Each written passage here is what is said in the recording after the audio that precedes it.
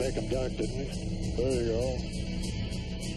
Today I get to fly on a jet that was originally designed for war. Now NASA's using it for a peaceful mission, but the stakes are just as high. If you could write down our time at the 5,000-foot mark, it's 5,021.43. Our task is to collect air samples that measure greenhouse gases in the atmosphere, the main cause of climate change. Okay, you have the controls. I have the airplane. Do I go down this little valley? Yeah, you can take this canyon right here. Wouldn't want to miss this. Beautiful thing. For over 20 years, I've served on the board of Conservation International. So this isn't the first time I've worried about threats to our planet. But this is a chance for me to see up close how scientists study climate change and what it all means. You were measuring for us methane and CO2. When you see these levels going up, you're a climate scientist, how do you feel about what's happening? Personally, it's pretty scary. Yeah? The world is going to be suffering in a lot of ways from this physical reality for a long time to come.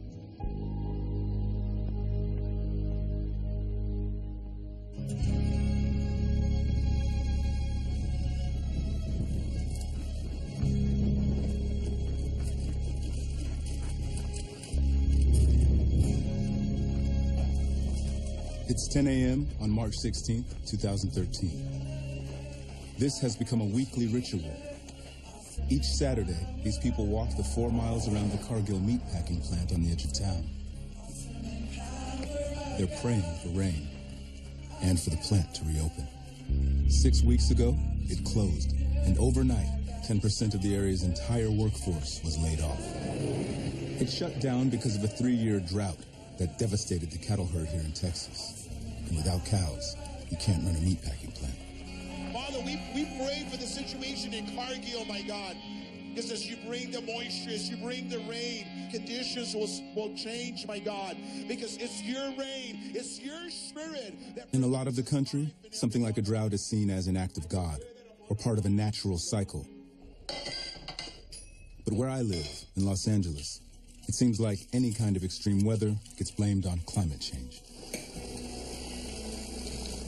Sometimes it feels like we live in two different countries. I want to know what the truth is about this drought. And if it's possible for these two sides to talk to each other. So I'm heading to Texas to find out.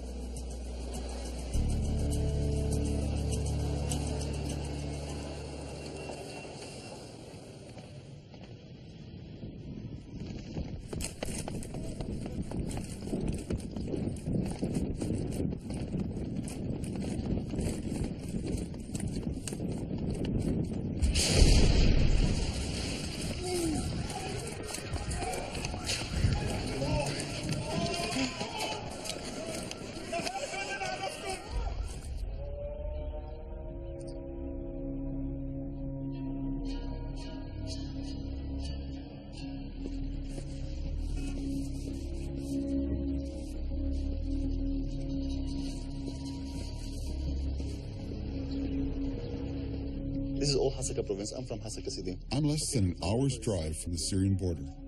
On the other side, a civil war is raging, the world's deadliest conflict. I'll introduce myself. I work as a medic and safety consultant. I served in the Balkans, Sarajevo, Afghanistan. This will be my 10th trip into Syria. But I'm not here to write about the latest battle. There's a different disaster I'm interested in. One I hope will tell me something about the real roots of this conflict. Khabur River starts from Syrian city of Ras Al-Ain, and it ends with Euphrates River. Gotcha. It feeds into the Euphrates. Yeah, that area, people, they really suffered from the drought. The rain average started to reduce heavily, and it stopped totally. It actually stopped? Yeah. Wow. But I remember how it was, because we used to go to swim there. Huh. Yeah, and then not anymore. Yeah. 4 years before the Civil War started, Syria was hit by a drought that lasted until just before the revolution. A drought so devastating that it altered the lives of millions of Syrians. There's a man on the other side of that border who can tell me about it. I just have to get there. The nearest Syrian army troops? Here. Nobody really knows we're coming. Is that correct? Yeah. Yeah.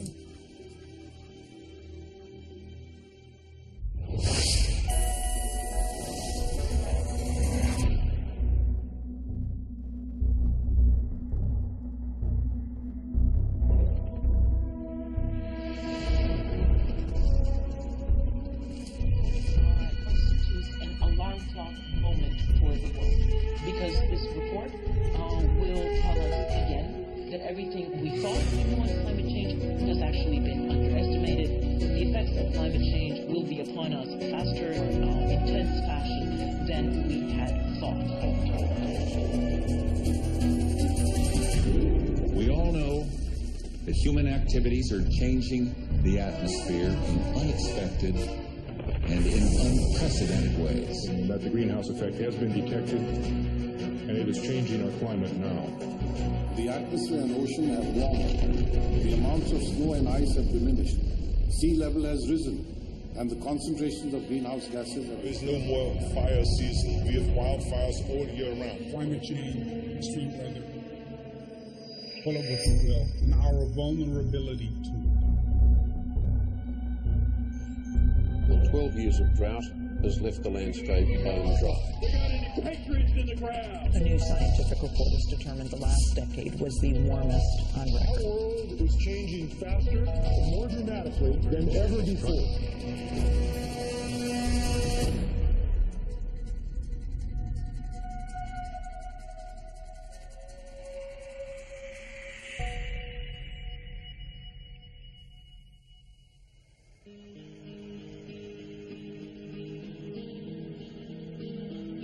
The data we collected with that jet, plus a lot more, all comes here to NASA's Advanced Supercomputing Facility in Northern California. These days, the most jaw-dropping images coming out of NASA aren't of Mars or the Moon, but of what's happening to our own planet. So here is a picture of the plant growth. You have droughts going on in the Midwest, in Russia, in Brazil, in Argentina. 3 bread baskets, the corn belt, Ukraine, Russia, wheat belt, and down here in Argentina, the soy corn belt. It's all underperforming, under drought. This is actual data, not a projection. Yes. Can we connect this drought to man-made climate change? Greenhouse gases are changing the And climate. greenhouse gases come from the burning of fossil fuels, and they come from cars and From planes deforestation, and coal-fired plants. Exactly. Well, how does that play out in the United States over the next few years? Here we're looking at historical climate, July 1950. These are high temperatures. As you can see, only a few areas, like in Arizona, you have 100 plus degrees, in July. But as we go into the future, the models predict those really hot areas to be growing. So you can see how the high temperatures are spreading across the country. And imagine the impact of those temperatures where we produce food. Wow. Imagine, Harrison, that Fargo, North Dakota is like Phoenix. Those agricultural areas in the Midwest, they won't be... degrees. These are conservative projections by the world's leading scientists. And one of the biggest causes of this is something astonishing. 20% of all the emissions come from deforestation each year. That's a big number. It turns out that deforestation accounts for about the same amount of emissions as cars, planes, in fact, all the transportation on the entire planet. That's because living trees breathe in and store carbon as they grow. But when they die, they release that carbon back into the atmosphere. More carbon in the air means more global warming. And every couple of years, enough forest to cover all of Germany is lost forever. This picture is of forest loss colored by year. The best country in terms of reducing deforestation has been Brazil. At the opposite end of the spectrum in terms of the highest rate of increase per year is Indonesia. It's kind of a double whammy for climate change. Because first they cut the trees that have been taking in the carbon, and then they slash and burn the landscape, and that releases so-called black carbon. So much forest is being burned there that you can see the smoke from space. So is it legal to set these fires? No, under Indonesian law, it is illegal. And what are they being cleared for? They're cleared for 2 products, palm oil and paper. Everybody knows we cut down trees to make paper, but palm oil? Snack foods, cereals, cakes, processed foods, candy bars, cookies, Cheez-Its, Oreos, soaps, shampoos. It's pretty much on every aisle of most supermarkets. you'll find palm oil in there. Palm oil comes from the fruit of oil palm trees.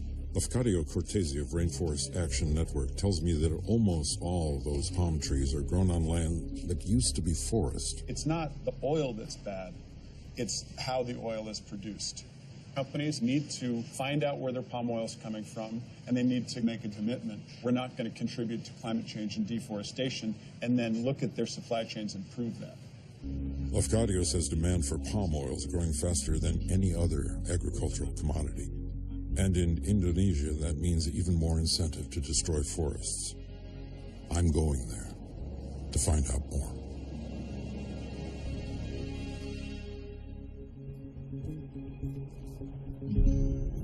On my way to Texas, the signs of drought are clear.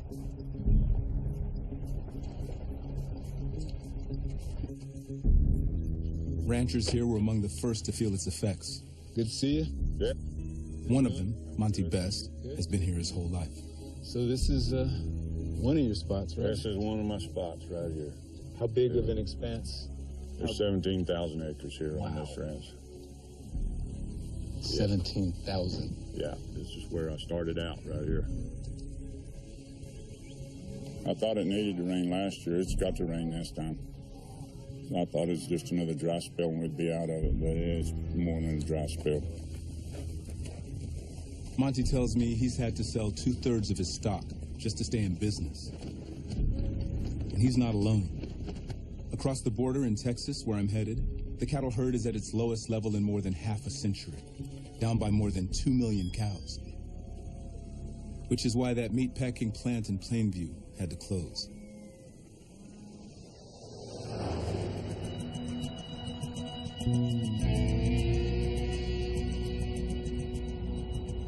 When I arrive, it's clear this isn't a big town. Just 22,000 people. So I figure something that killed 2,300 jobs in a single day has got to be affecting just about everyone. What role did climate change play in the drought that led to all this? What do the people here think? I pay a visit to one of the laid-off workers, Nellie Montez. How you doing? Hi. So this is where I grew up. I've lived here all my life. My kids were born and raised right here in this house. So this is my mom and dad's house. Mom and dad right Yeah. next door? Oh, that's nice. See, a lot of the businesses have already closed down and stuff. Did you ever see it coming? I mean, the plant closure? Cargill's the main source of income in Plainview. That can't happen. That day, when they told us, they took us into the cafeteria. Yeah, what was that? Oh my God, that was just unreal. It was like they rounded up a herd of cattle in a pen and just hit us over the head with it.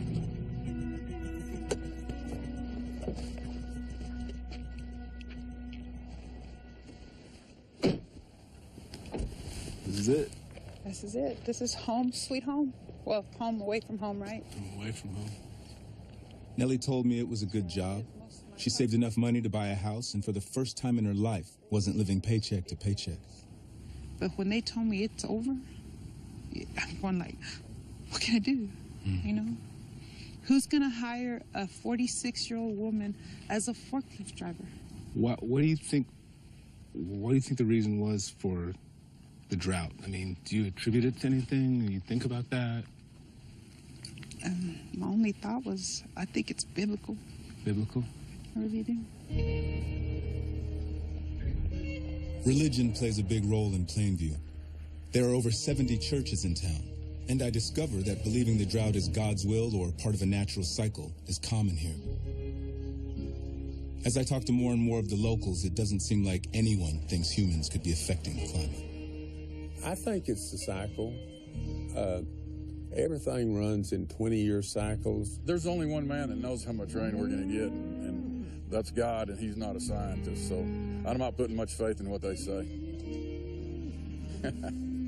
Genesis 9 says that there will always be seed time and harvest. And this business of these people saying that there's going to be a calamity in weather is not true. But what if it is true? What if global warming is the reason all these people here lost their jobs?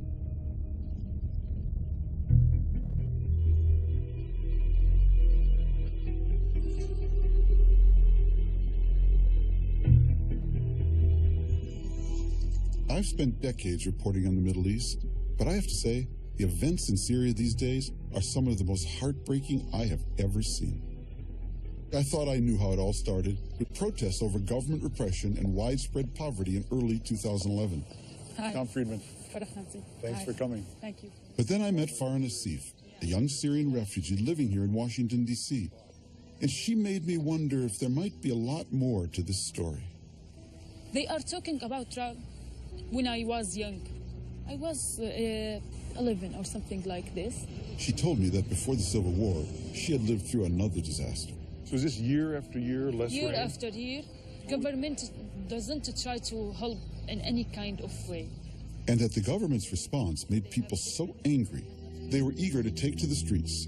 She said, I couldn't understand the Civil War if I didn't understand what happened in the drought. Most of farmers, they live to Damascus, to homes.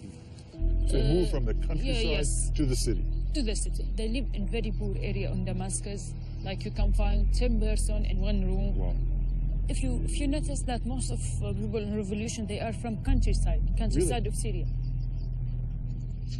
Later, I learned that this drought was the worst in Syria's modern history, and that it happened in the 4 years just before the revolution. Over 1 million people were displaced, and according to the United Nations, more than 2 million were forced into extreme poverty. It's really scary. And this drought was part of a trend. According to a study by the U.S. government's National Oceanic and Atmospheric Administration, over the last 40 years, climate change has caused the Mediterranean region to dry out, resulting in longer, more severe droughts. The places in red are getting the worst of it, and Syria is right at the epicenter. I also come across a confidential U.S. diplomatic cable written 2 years before the revolution. It contains some dire predictions. A UN official stationed in Syria feared the drought would throw the entire country into chaos. But can there really be a connection between a drought and a civil war?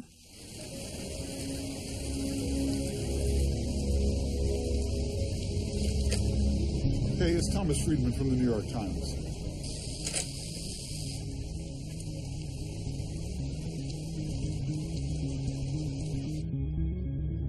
Climate change is now well understood to be a major national security issue and a source of stress on a number of the underlying causes of conflict. Drought, floods, food shortages, water scarcity, all of these drive increased human insecurity, poverty, and can contribute to conflict.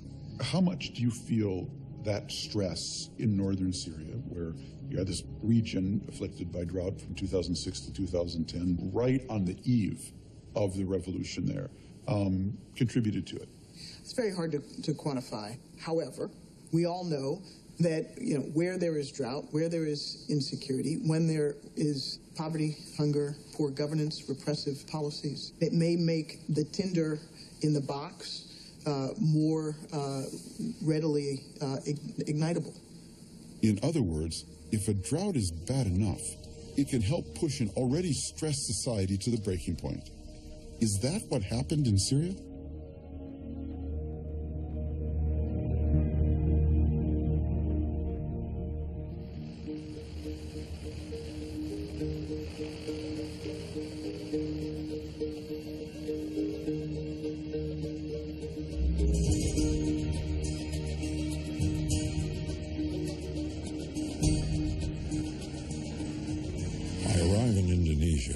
Looks like the worst smog I've ever seen. But it's not smog.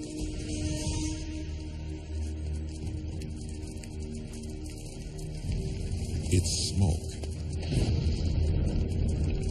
Fire is the cheapest way to clear a forest. So it can be replaced by this. Palm trees for palm oil. These plantations may look lush, but they take the place of dense jungles that were storing carbon for hundreds of years. The palm trees will only grow for 25 years before being cut down and burned again, releasing all their carbon into the atmosphere. But even that isn't the worst of it. In Borneo, one of Indonesia's many islands, two people are waiting to show me more.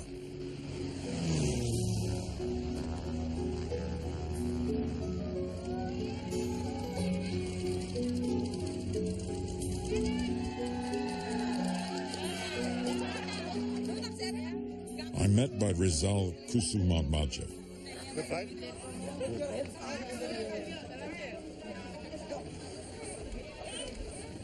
Rizal and his business partner, Darsono Hartono, are taking me to a remote piece of forest that they're trying to save.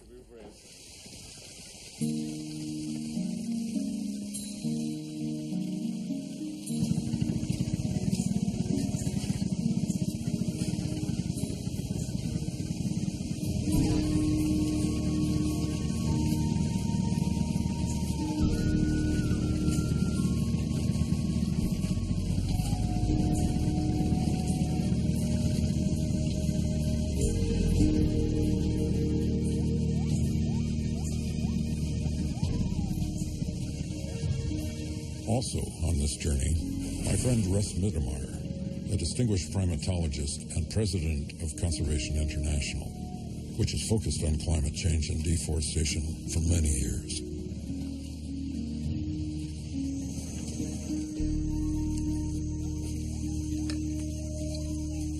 Rizal and Darsono tell me that the most remarkable and precious thing about this jungle is right under our feet. What we're walking on isn't mud. It's a thick layer of compressed, decaying vegetation called peat. Many of Indonesia's forests sit on peat, and peat is full of carbon. So what are these guys doing here? Getting a core sample of some kind of the peat, right? That's correct. You're going to send it to a laboratory? Or yes, we have to test what we call the bulk density and the organic carbon content. In a typical peat sampling, if you measure 1 meter by 1 meter and 1 meter, that's 1 cubic meter. It consists between 45 kilograms to 90 kilograms of carbon dioxide. Carbon. Does peat contain the same amount of carbon as a regular forest? Peat can be 10 times as much. And if there's a fire in this forest, the peat will burn too, releasing all that stored carbon into the air. Peat fires are almost impossible to extinguish. They can smolder for years. What's the total contained in this area that you're trying to protect? We have estimated almost 1 billion tons of carbon dioxide. You live in Los Angeles, right? Yeah. So I think Los Angeles have 5 million cars. Take 1/3 out for the cars, and that's the kind of emission that we're preventing. Wow. That's a lot of cars. And that's just this area. In total, the destruction of Indonesia's peatlands accounts for an astonishing 4% of the world's greenhouse gas emissions. But after 5 years of trying to protect this one peat forest, they still haven't succeeded. What's the problem? Why aren't we doing it? One of the biggest problems that we've been facing the past 5 years is to get the rights to the land, the lease of the land from the government. It's not being granted. Why? The Minister of Forestry have to sign these concession rights. But the paper that he has to sign has been sitting there for over a year, I think. Everybody knows that corruption is a problem in Indonesia. One of the big sources of corruption is actually the forestry sector, just because they hold a lot of land. We never heard directly from the minister in terms of what kinds of things that he wants from us. But we have heard from other people that because it is a big area, we have to give something up. Give something up. Give something up. In other words, they hear that officials in the forest ministry may be looking for a bribe. It's happened here in the past.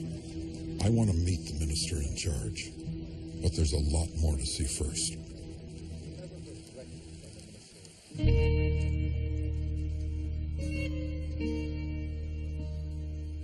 The drought that caused the plant in Plainview to close wasn't just limited to Texas. At its height, it covered 2/3 of the continental U.S. I was looking for someone who could help me understand what caused it. And I found her, one town over at Texas Tech University in Lubbock. Katherine Hayhoe is one of the top climate scientists in the world. She's written more than 60 peer-reviewed publications, and one of her specialties is drought. Here in West Texas, it's feast or famine. We have years when it's dry as a bone. We have years when it's record flooding. And that's just the way it's always been as far back as we go. So just to give you an example, here in Lubbock, we only have about 9 or 10 days a year over 100 degrees on average. In 2011, we had almost 50 days over 100, and that is going to be the typical summer by the middle of the century if we continue on our current pathway. So what happens if you take that exact natural cycle of drought, wet, and you make it hotter? Well, when it's dry, all that extra temperature is going to cause even more water to evaporate. It's going to dry out the soil even more. So the average drought is going to become more severe as it gets warmer. The question then is, what's causing it to change? There's what I call 4 usual suspects that we know have done it before. Natural cycles is number 1, suspect number 1.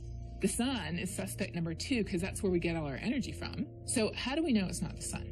It's because we can actually look at the sun's energy. We've been measuring it. So we have this regular cycle, right? But we also have these long-term changes where it was giving us more and more energy up until about the 1970s, and then it started to go down. And this is our temperature. Our temperature actually kept on going up. So it's not the sun. Can't be the sun. Pull the sun out. We would be going down. We'd be getting cooler if it was the sun. Right. We know it's not volcanoes because volcanoes just cool the earth when they erupt. What about natural cycles? You see these regular cycles every 100,000 years or so. Right. And you see cycles in temperature and in carbon dioxide. We see that temperature and carbon dioxide track together. We also see that right now we are way out of the ballpark. CO2 is out of the ballpark because of human activity. So, and the Earth's temperature is rising right along with it. So the bottom line is the natural suspects all have alibis. We can't blame it on natural cycles, the sun, the ice ages, volcanoes. Natural causes would be causing us to cool right now. And we're getting warmer faster and faster. We're heading into an unknown future like we have never put ourselves in before. As I leave town, I wonder how people in Plainview would react to what she just told me. Would they see a conflict between her science and their faith?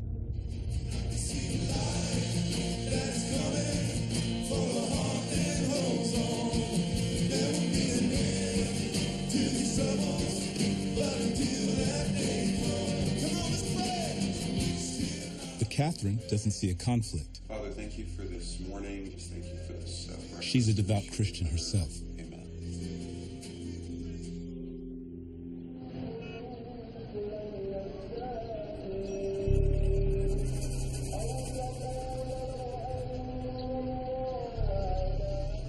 On my way to Syria, I learned about a family that recently fled the war and is now taking refuge here.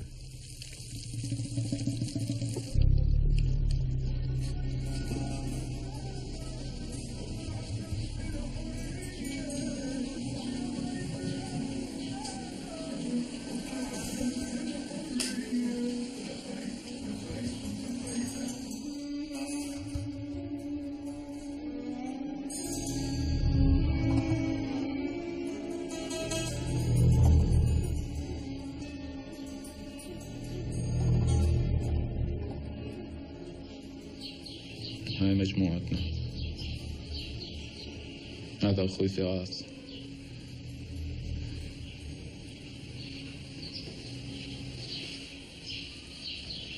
هذا ما هذا استشهد. هاي هنا الدبابة.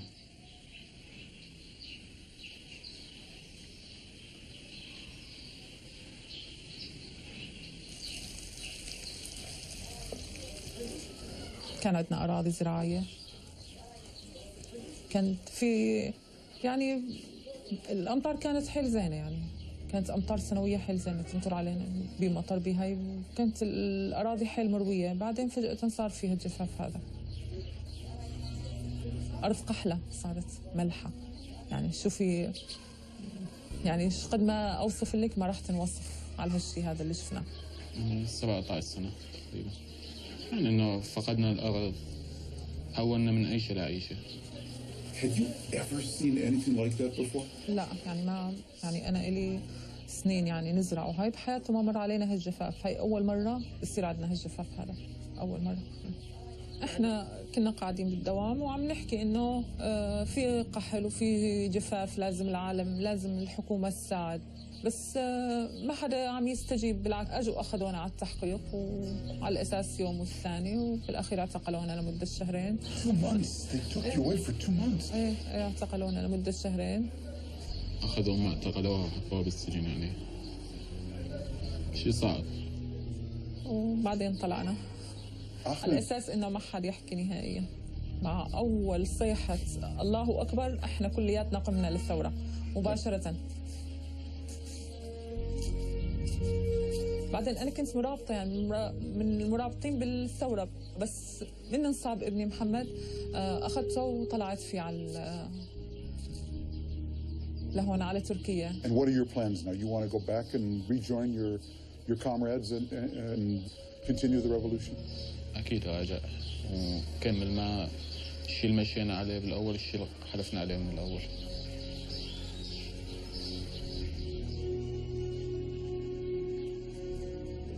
How many other Syrians, I wonder, have a similar story to tell? The answer is on the other side of that border. I'm told there's a rebel commander leading a group of failed farmers turned fighters. That's where I'm heading.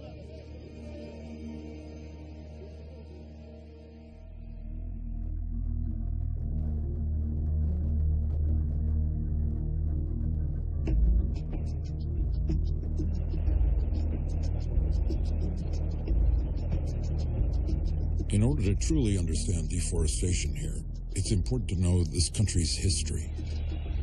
The dictatorship that was in power from the 1960s to the 90s seized huge swaths of land from indigenous peoples by labeling them state forest, then parceled them out to big companies.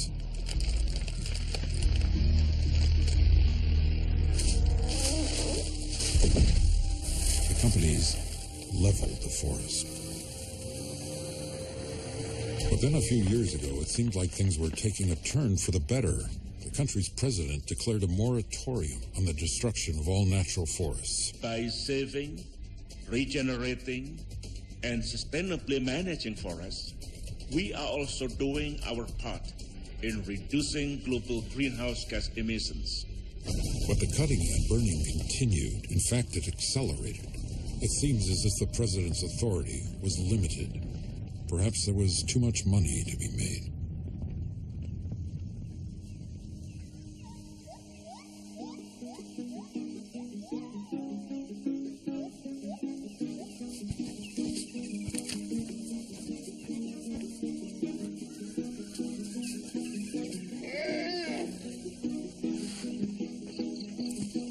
These people from the World Wildlife Fund are bringing me to a beautiful place called S01E01.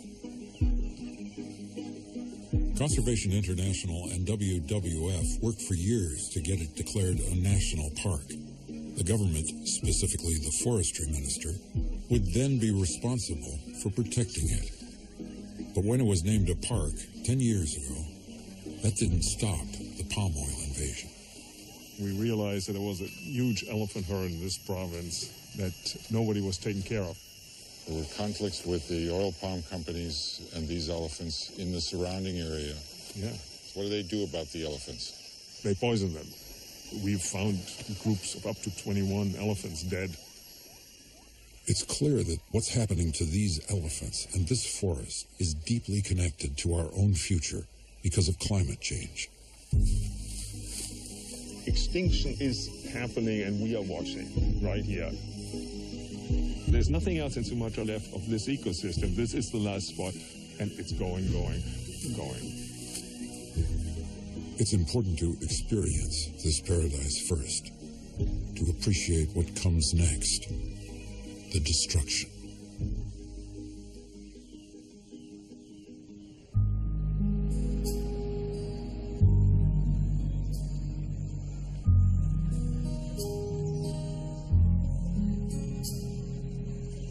Many people view science and faith as being deeply divided. But for me, growing up with a dad who was a scientist, who was also a missionary, and who was very active in the church, I grew up with the understanding that there was no conflict. By studying science, we were studying what God was thinking when he created the universe. I've never heard of anyone like Katharine Hayhoe, an evangelical climate scientist. She's made it her mission to explain the science of climate change to people of faith. Every major faith at its core has the idea that you should take care of people who have less than you do. If you look around the world, we're seeing things happening that are affecting our global neighbors. The only sensible response is reducing our own contribution, taking care of those that we can, and loving our neighbors as ourselves. We've been digging this stuff up from way under the ground, where it would normally stay for about 1 million years, and we've been putting it into the atmosphere really, really quickly. You know, I've been a Christian since, I can remember. Even students ask her how to square science and faith. I feel like, of course, God's in control, but he's given us the freedom to make choices. And what we're seeing here is we're seeing the consequences of choices we made. But it's often difficult to sow these seeds in the hard-baked political terrain of Texas. Those that want to take the position that global warming is man's fault and it is incontrovertible, that's not correct. Why would I put our children's future in jeopardy on science that frankly is not proven? And just because there is a large number of scientists that stand up and say, oh, it's man's fault and that is that. What frustrates me and what actually makes me angry is not when people disagree with me. What makes me angry is when I see people who I know better deliberately lying to people about this issue. And so when I see people telling other people, climate hasn't changed, global warming has stopped, God would never let this happen to the planet. Well, oh yeah, look around. There's a lot of bad things that happen to the planet every single day. Does God let those happen? Yeah, he does. Why? Because he gave us the brains to make good and bad choices.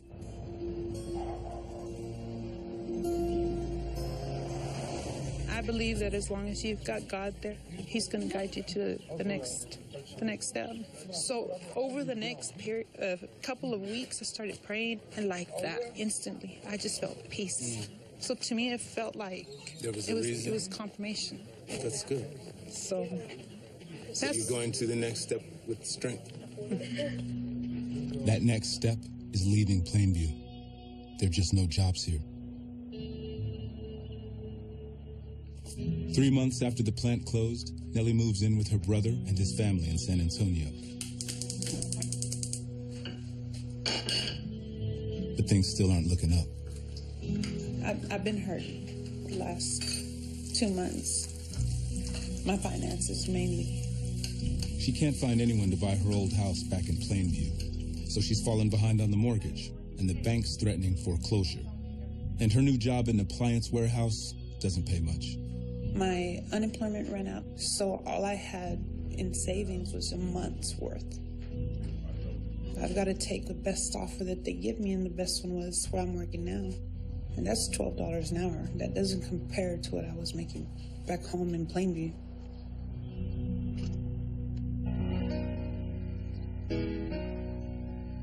We pray for rain and we hope for rain because the reality is nothing grows without rain. God has set it up so that a sprinkle of rain falls on the soil, and from that soil comes up fruit, plants, vegetables, life. Katharine wants to introduce me to her first climate change convert. This water is the truth of the gospel, and that's why we're here this morning. Soak it in. It's this evangelical preacher, Drew Farley, who also happens to be her husband. It wasn't until after Drew and I got married that I actually realized that he didn't think climate change is real. And not only that, but that many of the people that I was getting to know in church didn't think it was real. A lot of my political opinions are Republican. I'm a Christian. I believe God created the world. I'm conservative in many ways. And I also believe that climate change is real. It seems like the same people that don't want to believe in that science believe in science when they need to take a pill, or believe in science when they, want something to work right in their house that's attributable to other smart people who put that together. But in this issue, it's got to be a part of something else. Unfortunately, It's gotten so, the politics and then the questions about God and then the climate change, it's all just become this ball of sound bites. Yeah. And people can't parse it out. Yeah. Yeah, and I guess that's really what it is that if you accept climate change, then I have to vote for Obama. Yeah. Right. If I say it's you know it's not real, then I can stay with my political affiliation. I can stay with the church, and everything's all good. Because really, what most people want to do, I think, is avoid conflict. You know, a thermometer is not Republican. A thermometer is not Democrat. The more time I spend here, the more I wonder, is there a way to discuss climate change without politics or religion getting in the way? Could this kind of discussion happen in Plainview?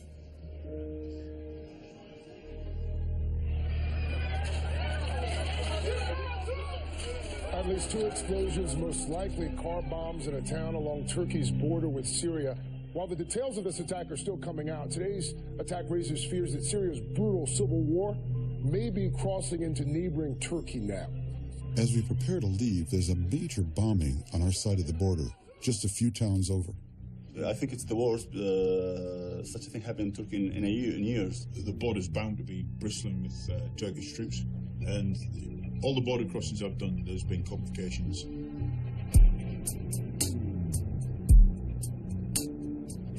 What's going on the other side of that border right now? What is it like? Now it's somehow more risky. After the last day in Rayhanli,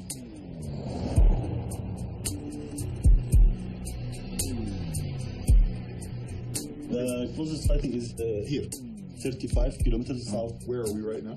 We are here now. I think you can get a permission to pass from Akçakale.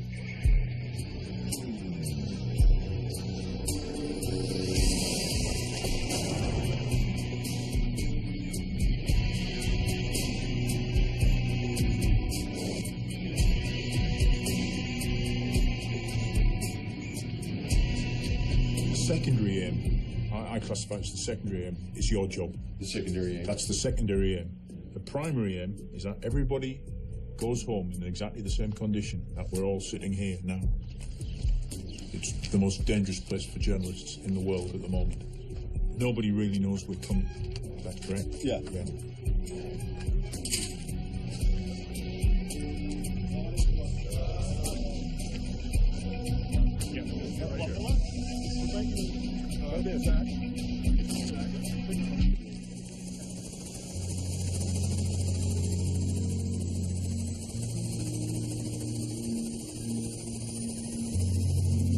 Last year, what was happening in Tessanilo National Park became such an embarrassment that the forestry minister was forced to pay a visit.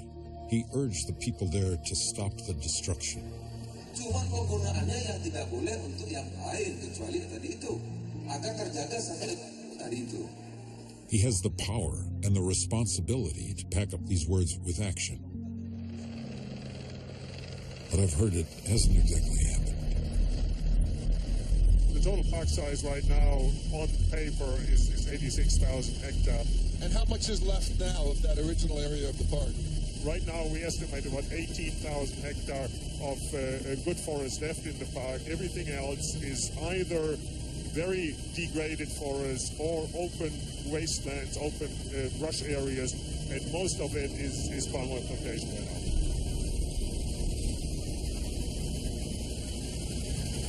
Isn't the forestry department responsible for policing this kind of activity? Yes, the Ministry of Forestry is in charge of doing all the law enforcement. What happens? Most of the time, nothing happens. If you look all around us now, we see all these patches of black soil all over the place, left, right, front, everywhere. It's all burn scars. They burn all the logs on the ground here. This is horrifying. Look at that. They just cut them at the base, dropped the trees, burned everything. Right. Wow. If Indonesia's forestry minister won't even protect a national park, what hope is there for the rest of the country's forests? There is still smoldering. The fire, the smoke is still coming up over there. The guys are already setting the seedlings into the fresh black soil. This makes a complete joke out of the concept of national park. It's really sad. 86,000 hectares, and it's hardly anything left. God. This is unbelievable. Oh, I can't wait to see the Minister of Forestry. I can't wait.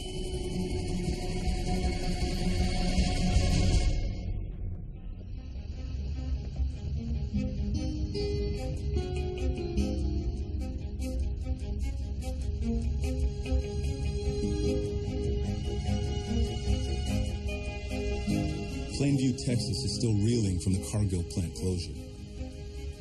To pay the bills, the city raised property taxes, and the school district lost over 200 students because so many families had to leave.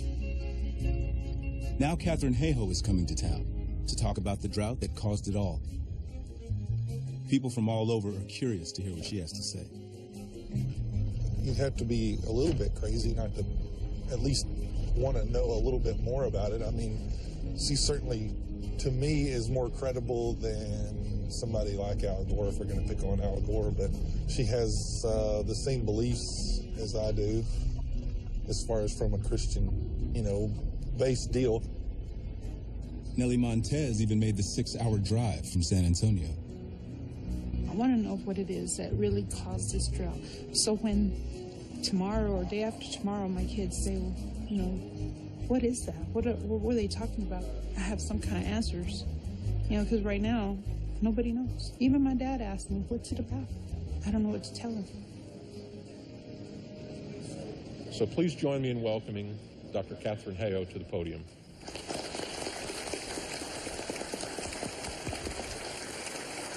One of the most incredible things about our planet is something that we see every day and we probably don't ever notice. It's our atmosphere. Just like a blanket on a cold night keeps us warm by trapping our body heat under the blanket, in the same way, our atmosphere keeps us 60 degrees warmer than we would be with no atmosphere. If we didn't have these little things of carbon dioxide in our atmosphere, we'd be a frozen ball of ice.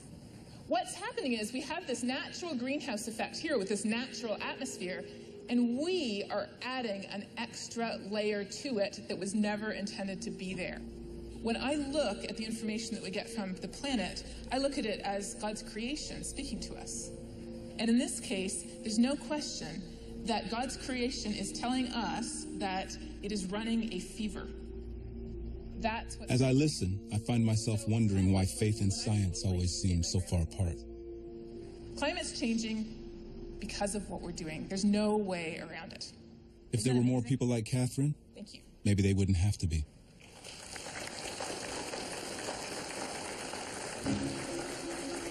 Did you get to meet Nelly? No, I didn't. This is But Catherine. I saw you nodding. Yes. I'm Nellie. I used to work at the Cargill plant. Oh, okay. She was just talking about how all that she hadn't really thought about. Well, tell me what you were. Just, like the things that you were saying that we can do as far as, taking some of that layer of blanket off, Yeah. Right there, I'm sitting there going, wow, I didn't know that. When you have somebody that believes the same way as you and is from this part of or has lived here for quite a while and is teaching at Texas Tech, you see that conservative side of that telling you the message. It sure makes a lot of difference. It's about how it comes sometimes, not necessarily what it is. And it's hard to decouple those things.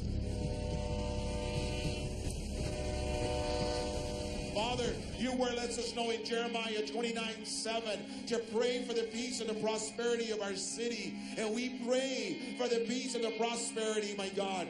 Let God be exalted, God be exalted. We all believed that we were going to come together, pray about this, and something's going to change for Plainview. I had never heard of climate change. After hearing Catherine, I was just like, wow. Well, if we start using the right things and doing the right things, we could probably save our planet. We live for your glory, live for your glory. I naively thought that I would study climate science until we fixed the problem, and then I'd go back to astrophysics. That was a long time ago. It was urgent when I started studying this problem, and it's way more urgent today. And so until we have policies in place to actually start curbing our carbon emissions and reducing the impact we're having on our planet, I have to keep going.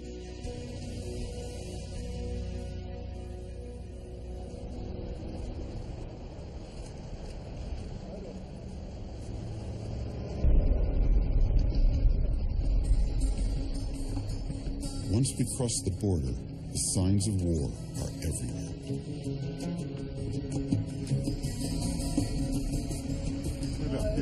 Very cool. What is that checkpoint here?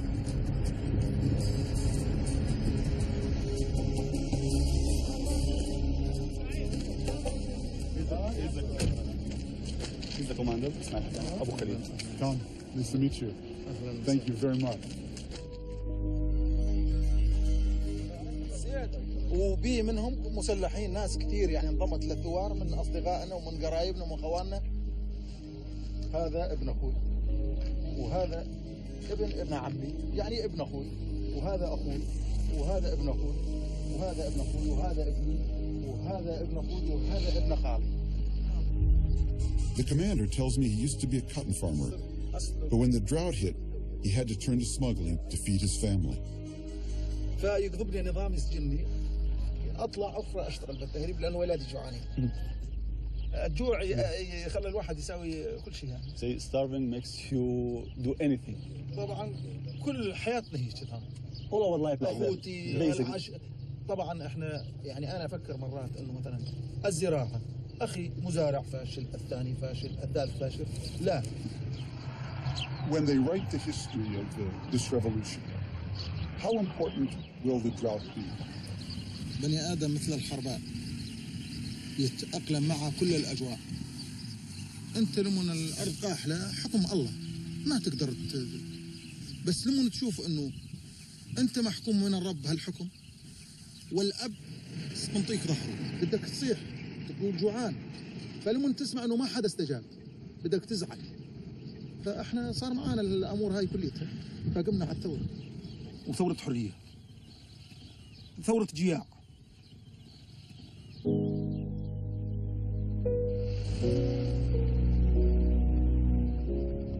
After sharing a meal with the commander, it's time to turn back.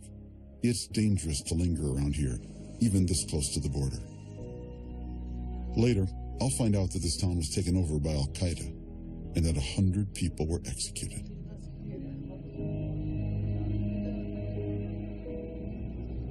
As we leave, the words of the Syrian commander ring in my head. He called it a revolution of freedom and a revolution of the hungry. Droughts are nothing new. Neither are brutal dictators, religious conflicts, or people's desire for freedom. But for the Syrians who lived through it, the drought will be forever seared into their memories and forever shape their feelings toward the regime they now seek to overthrow. And the rest of us should take notice. This volatile part of the world is only getting hotter and drier. More droughts may mean more people displaced, more lives uprooted, perhaps more war. And we'd be very foolish to think it won't affect us.